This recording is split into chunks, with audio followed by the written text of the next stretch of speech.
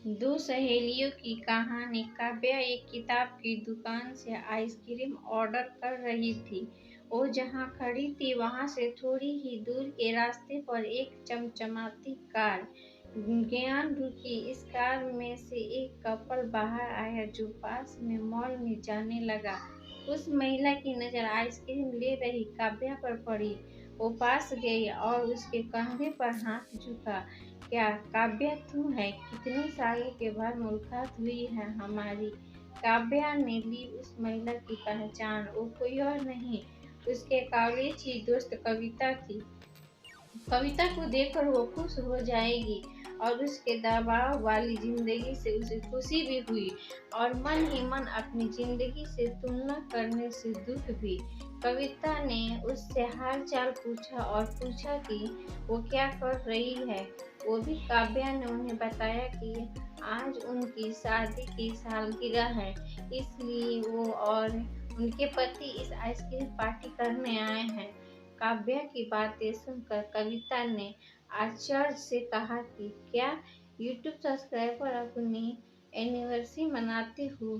काव्या ने दुखी मन से कहा, हाँ, हमारी रचनात्मकता कंडीशनर इतनी अच्छी नहीं है, इसलिए हमें सोच समझ कर ही खर्च करना पड़ता है। कविता ने कहा कि उनके पति उन्हें एनिवर्सरी पर लंदन ले जाते हैं।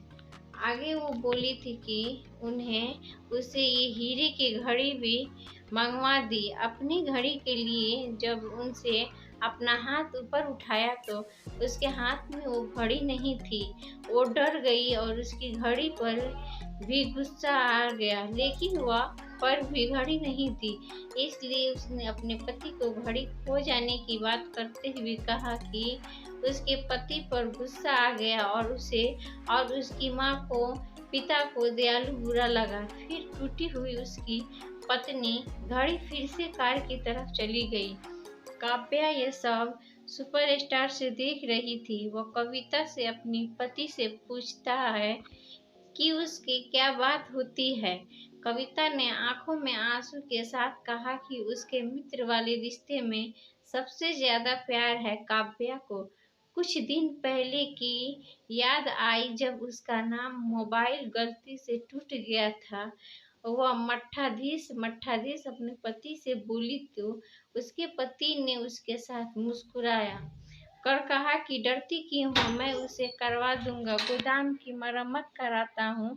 उससे आज जो कुछ देखा और महसूस किया, उसने उससे अपनी जिंदगी को पॉजिटिव से देखा।